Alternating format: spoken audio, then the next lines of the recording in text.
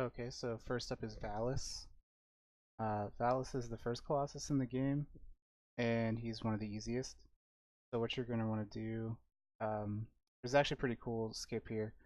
There's a cutscene when you stab his like weak part on his leg here, and it takes 2 stabs to activate the cutscene, and you can move during this cutscene. So what I'm doing here is I'm going to run around to the front of his face, jump up and grab onto it, and once I'm on top here, I go for a plant position, which is a spot where if you grab onto the fur, it does not matter how hard Valis shakes. I will not get shaken out of these stabs here.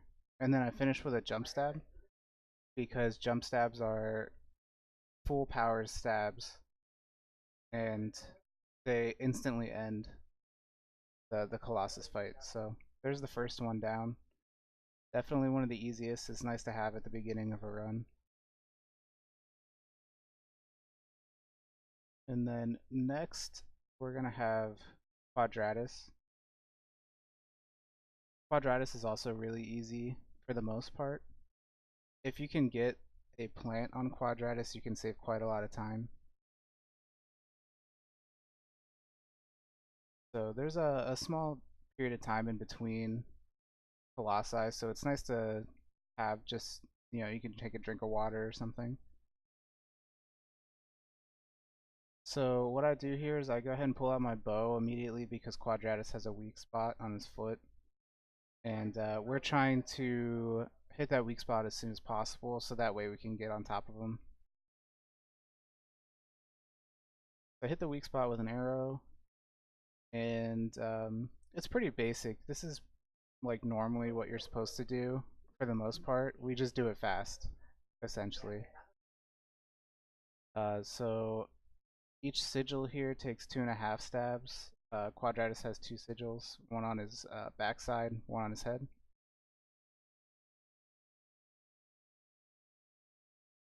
So this one's pretty straightforward.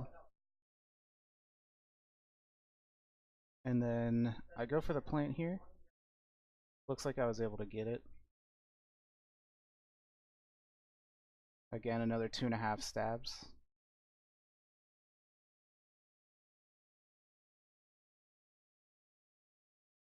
And then the cutscene plays.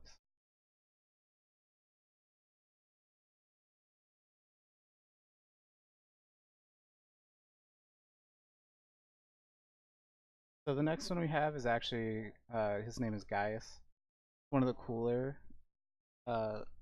Colossus to watch. And this will be like the very first example of abusing physics. And there's quite a lot of physics abuse in this run.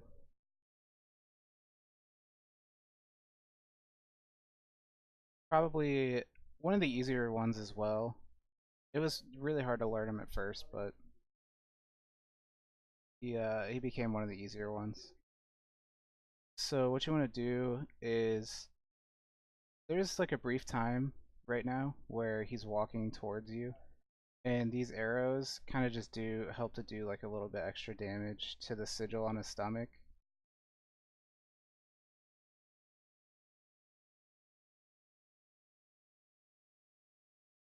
And then here comes the physics abuse.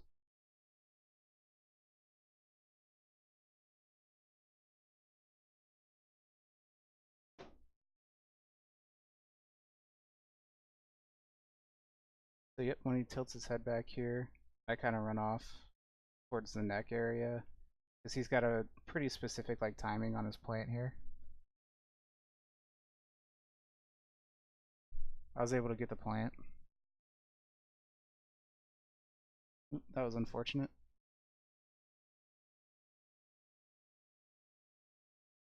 I was able to reposition myself, so Gaius takes about 3 stabs plus a little small one. And then when he lifts his head back there, that was a little sloppy, but we normally like to drop immediately down.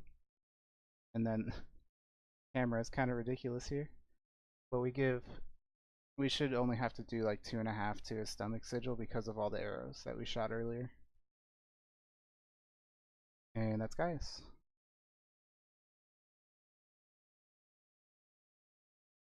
Phaedra, which is the next one, there's a little bit more physics abuse. It's not as much as like this sword launch, which is, in my opinion, the coolest in the game, and it's different than what we used to do on the PlayStation 3 version. The PlayStation 3 version was not as like cool, and you didn't get as much hang time. And all in all, the strat is just pretty different, involving those precise jumps.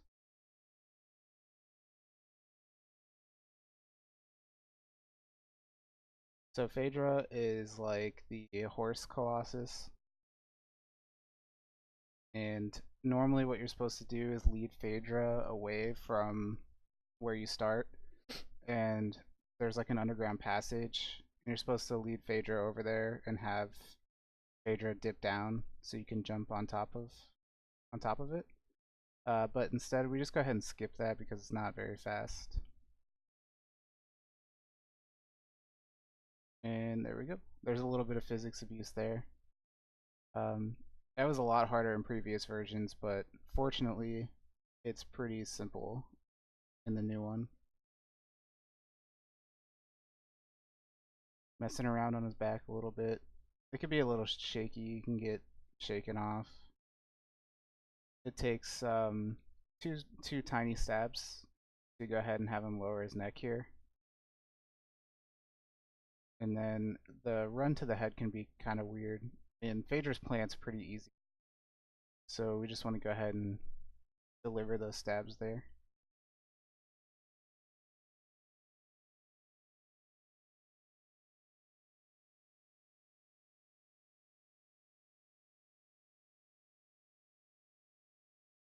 Yeah, overall I would say this strategy saves about a good 5 minutes over the normal one. Just because the AI in this game is not so good. So it's nice to be able to have like these small physics abuse sections. So we can go ahead and completely skip that.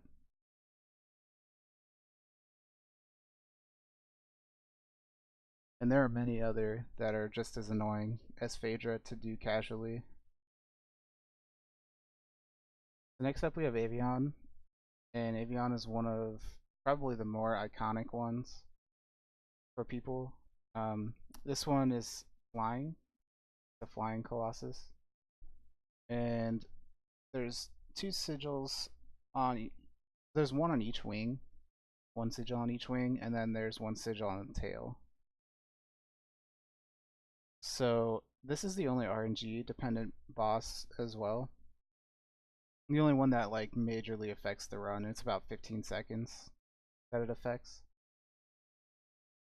So small swimming section. Something to note: the swimming's actually faster in this game than it was in the previous versions.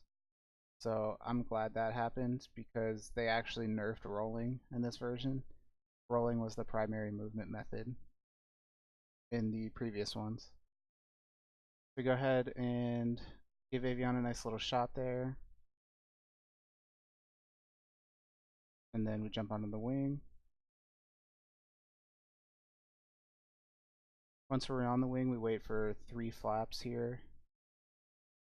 After the third one, we run to the wing sigil. And this is the good pattern here when Avion lifts his wing up. I'm now able to go for a wing drop, which is probably one of the coolest tricks in the entire run.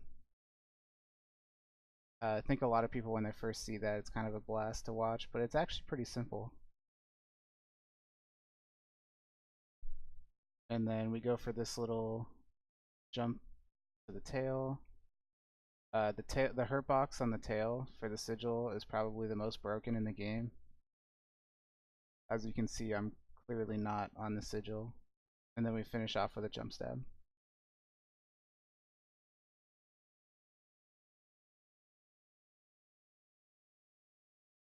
So this is kind of a long wait here because the cutscene's somewhat long, and the whole being in water situation and being super far away is pretty long too. It takes a while for the tendrils to get to you. But actually, it was discovered some time ago, like in the previous versions, that the closer you are to where the tundra comes out, the less time it takes for them to get to you.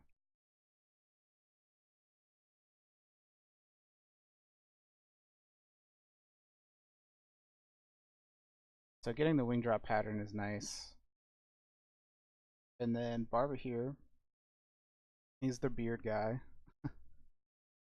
So some more physics abuse. Go figure. We want to go ahead and get him to slam his leg down here so we can jump into the little section on his hand. And then once we get up to the bracer here, we can go ahead and run up his arm and launch ourselves up to the head. And this is Barba's plant as well.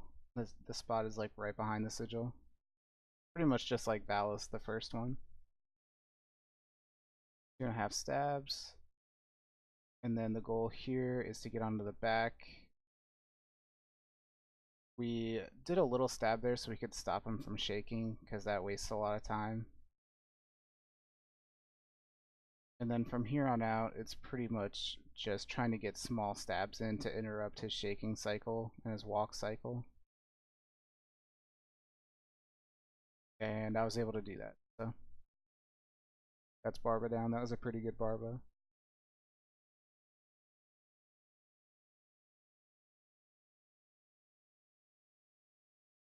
Barba's intended strategy is also, it takes quite a while. You get him to like walk to the end of like his arena and like break down a bunch of walls and stuff, and then you have to like jump onto his beard. Definitely saves a good amount of time.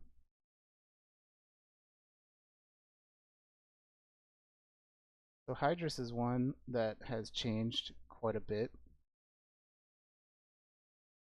recently. So in the previous versions, there were markers, or we used them as markers. There were leaves in the water, and we would use them to kind of position ourselves for this AI manipulation. But since they aren't here in this version, we kind of had to figure out where we were going without any indicators. But luckily, as of recently, we found out that all you have to do is swim straight ahead to that pillar in the distance at certain time marks. And then we can go ahead and do this jump stab, and Hydrus will come up out of the water, and we can skip the entirety of Hydrus here.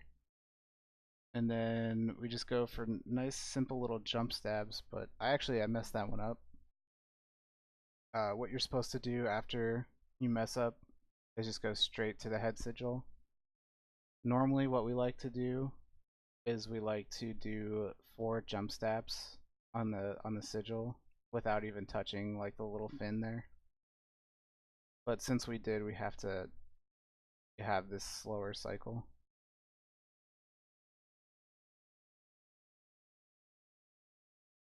So a 104 Hydrus isn't very bad. We normally get around like 44, 45 seconds is what a normal Hydrus would look like.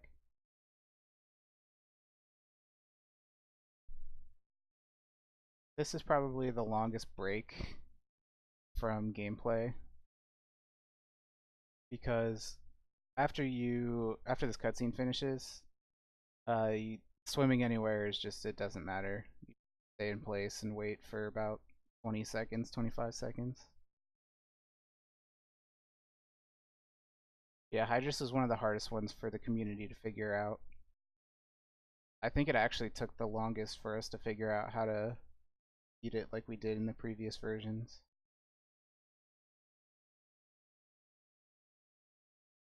So next up we have Kuramori, probably the easiest Colossus to do. This is even easier than the very first one. So I bet anyone could just go home and do this if they wanted to.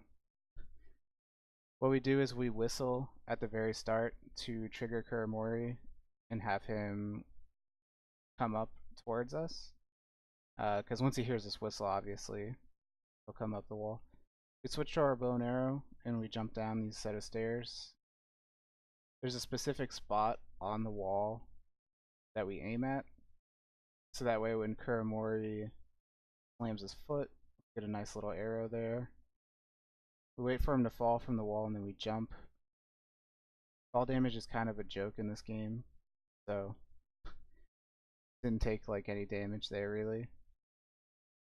And then it takes 2.5 stabs on each one of the sigils. And then we finish it with a jump stab.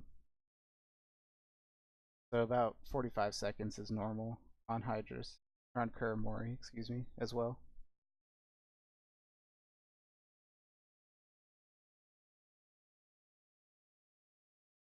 So if I had to rate the difficulty, definitely Kuramori would be the easiest. And then next up we have actually one of the ones that I personally find the hardest, Bassaran. It's more physics abuse. But luckily, if you mess up, the retry option is there. And retrying on Bassaran doesn't really take very long, since the hardest part is at the beginning of the fight. And this is one where the casual strat is just, it's a nightmare. So we just go ahead and bypass that. So we take a certain path here, jump onto the leg, and a few very precise jumps, and we can get ourselves onto the head.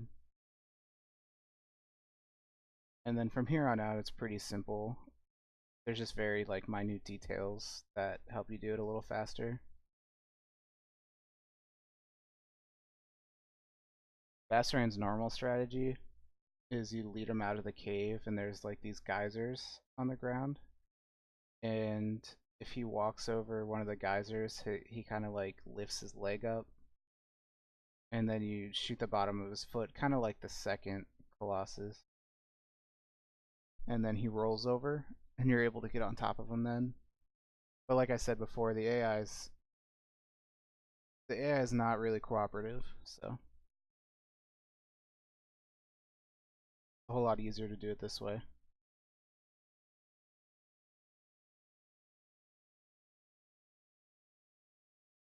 Next up we have Dirge.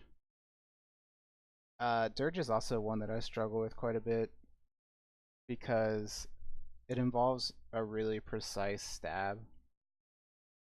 If Dirge has two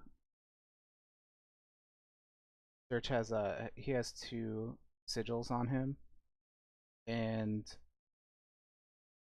if you destroy one of the sigils, he'll go under the ground. But you have to destroy one of them in order to like beat the Colossus. So when we shoot an arrow into his eye here, that does just enough damage so we don't have to destroy the first sigil. We can do just enough to not destroy it, and then just destroy the second one on the dot. And I got a really fast Dirge skip here, so that's good. Normally he would go towards the wall on the outer shell of the cave, but instead we got lucky and he ran into a pillar before he reached it. So there's the precise stab, and it looks to be like it was just enough. So now we go down to the second sigil. If we would have done a little bit more damage on the first sigil, he would have gone underground and we would have had to waste another 45 seconds at least. And then end with a jump stab. So that was a really good Dirge.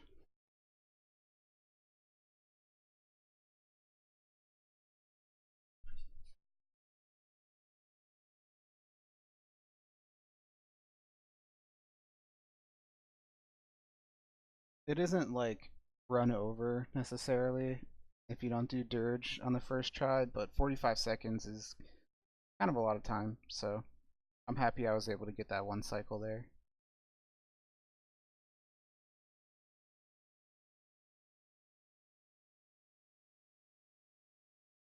So Celosia is up next. Celosia is another one of the more easy ones, the more simple ones. But Celosia definitely can kind of like be a time waste. And this actually might be considered the only glitch-like thing that happens in this game. So normally what you're supposed to do is get Celosia to run into those like little statues, and it drops this stick that you have to catch on fire. And Celosia is scared of fire, so you're supposed to stay in front of Celosia and back Celosia up to the cliff and have her fall off. But instead what we do is we trick the game into thinking that we did that, and when Celosia tackles us here, the cutscene triggers.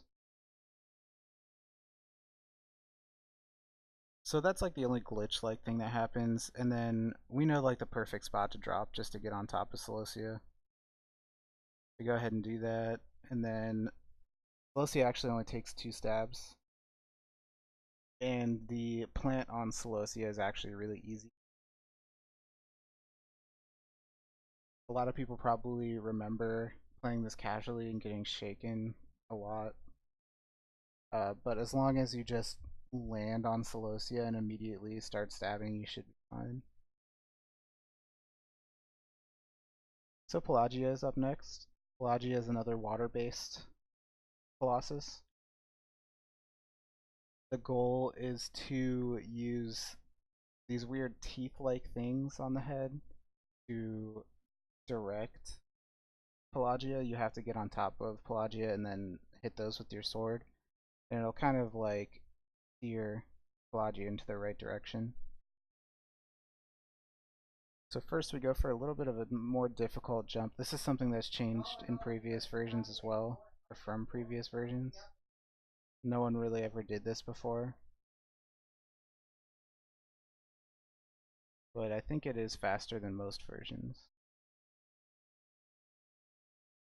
So we get up onto the head, and those are the teeth that I was referring to. A little creepy. So we go ahead and steer Pelagia in the right direction.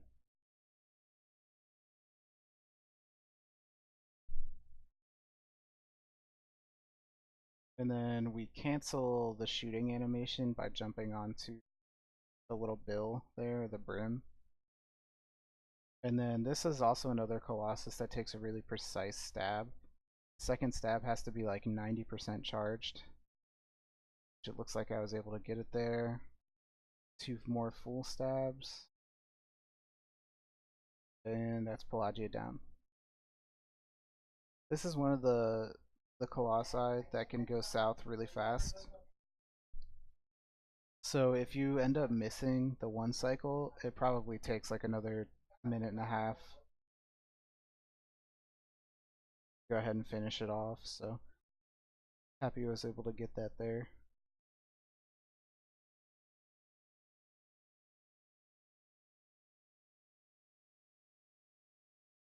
So Phalanx is another sky-based one like Avion. Phalanx has these like sacks that are underneath of it, and you have to go ahead and shoot those with an arrow, and then it'll lower itself to the ground and put its wings in the ground. And I think most people, you ask like a common consensus of what their favorite Colossus would be, it would be this one. Just because of the sheer like size and scale. And it looks like I actually just missed the middle sack there, so I have to shoot that one while riding. But yeah, the sheer scale is why a lot of people like this Colossus. So it's going to go ahead and lower its wings, and we have to jump on the wings. This is one that's actually, we do as intended, we just do it really fast.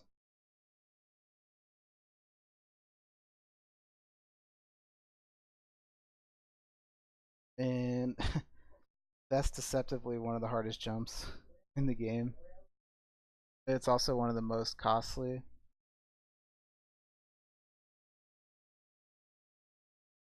And because I was actually on Phalanx's wing for a second, Phalanx starts going underground. So that's really unfortunate. Which means I have to go ahead and retry. So there is over a minute gone right there.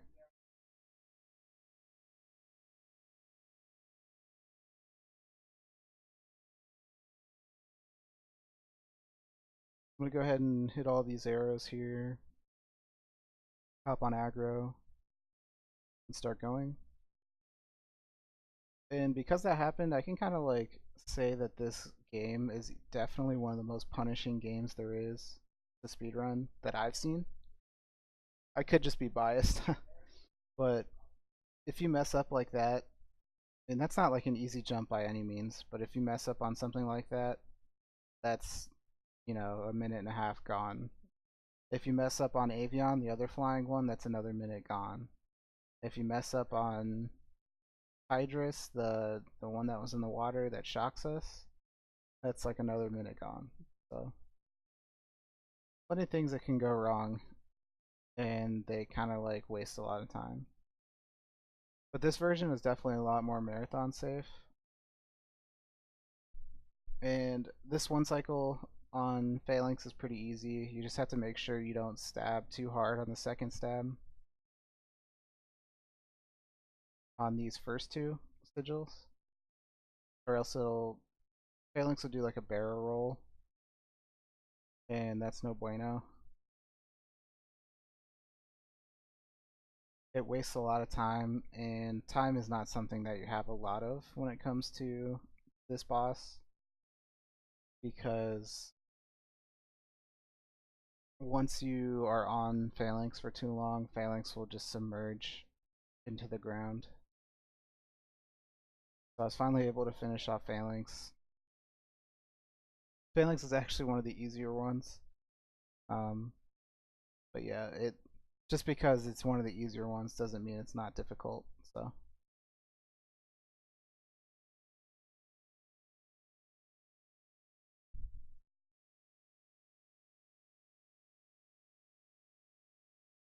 next up we have Cenobia, which a lot of people will immediately recognize. Looks a lot like Celosia. And that's because I mean, I'm not sure exactly about the lore of the game, but a lot of people would consider them like siblings. And Cenobia is a bit more aggressive, I would say. Maybe just about as aggressive. But Cenobia's arena is probably one of my favorites. Like a lost town, which is pretty cool. Rustic and worn down. Normally what you would have to do is have Cenobia run into pillars, and you use those pillars to advance further because you can't get up to like the main pillar that crashes the wall down right in front of us. But Bobby Kaze, who is another runner of this game, figured out this nice little jump here, and it looks like I missed it the first time. Missed it again. Third time's the charm. Nope.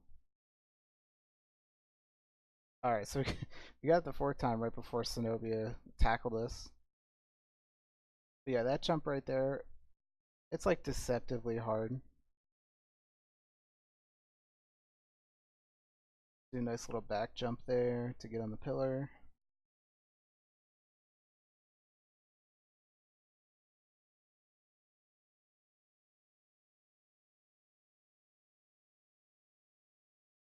Okay, so we shoot Cenobia again, so that way Zenobia tackles the pillar.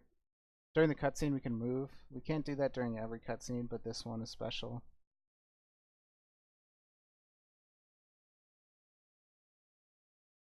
So we get up on these boxes here, and if we shoot Zenobia, Zenobia will tackle the thing that's holding this platform up. So we want to make sure we pay attention to Zenobia.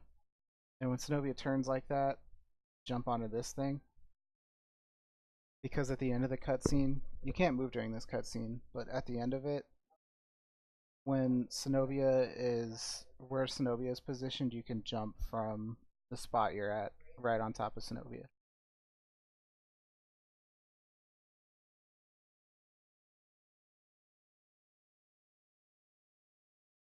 And it doesn't look like I didn't get the plant immediately, but Cenobia has another easy plant like Celosia does.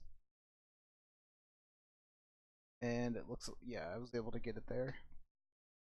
So no matter how hard Cenobia shakes, there's no way I will not be able to stab Cenobia, or will get like shaken out. So that's the 14th Colossus.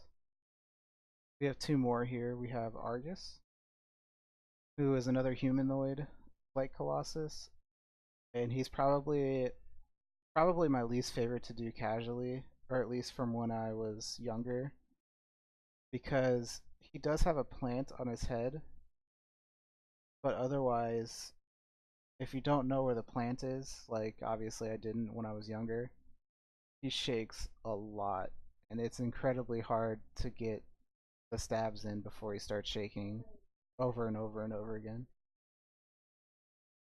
He's also the hardest in this version because in the previous versions you could stab his elbow, which has the sword in it, and he will drop it. But in this version, you have to have him trigger a certain cutscene and break the bridge that's above us.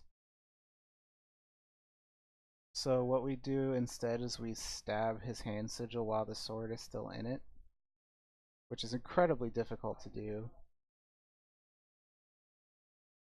And then once we do that, we go ahead and jump back to the leg. And this is another physics abuse trick right here that was discovered in the PS2 days. And we fly right up to the head. That trick right there was not in the PS3 version, couldn't do it.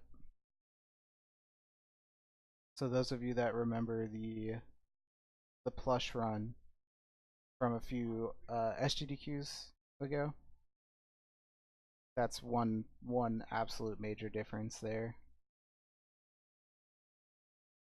There's Argus down.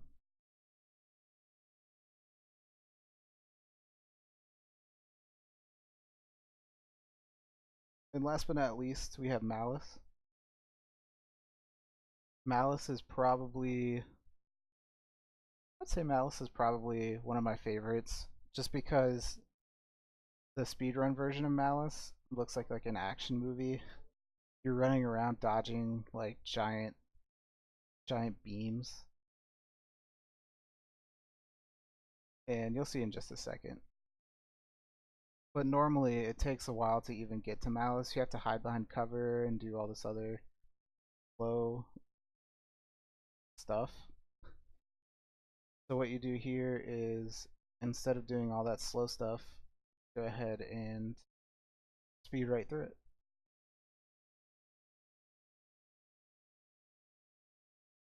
This little jump's my favorite. So jump, give a little whistle. We actually don't get the skip perfectly here. We get hit. You can make it to this little section without getting hit, but it's kind of a tight timing. So now we just run around, let the shots hit right below us. Jump to cover here, and then as soon as the bolt hits, we jump into there. And that's like the hardest section of Malice, I would say. And probably the coolest section. But we can't go out without another case of physics abuse, so you'll see that when we get to it. And here's like the final ascent. This is where like in the run, all of your, if you're going to PB, all of your emotions and thoughts, they're all swirling around in your head. So this is like the only platforming section really that's in this version, or that's in like this category. Nice little side jump here. We can glitch onto that platform. And there's a spot on his shoulder that we're trying to hit with an arrow here. And if we can hit it like we just did there, he will lower his hand. Gives us time to climb up here, and then we can jump from here right onto his bracer. And that's definitely not the intended way of doing this. And then here's the last physics abuse. Give us a nice little boost there. And then Malice has a plant on his head. I think I was able to get it there. It might be a little too far forward.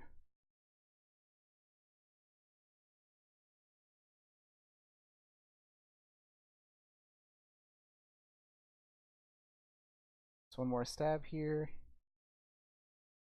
And time.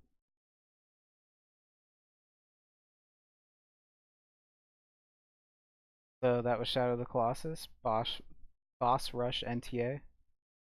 I hope you enjoyed my submission video, and I hope to be at AGDQ 2019. Thank you.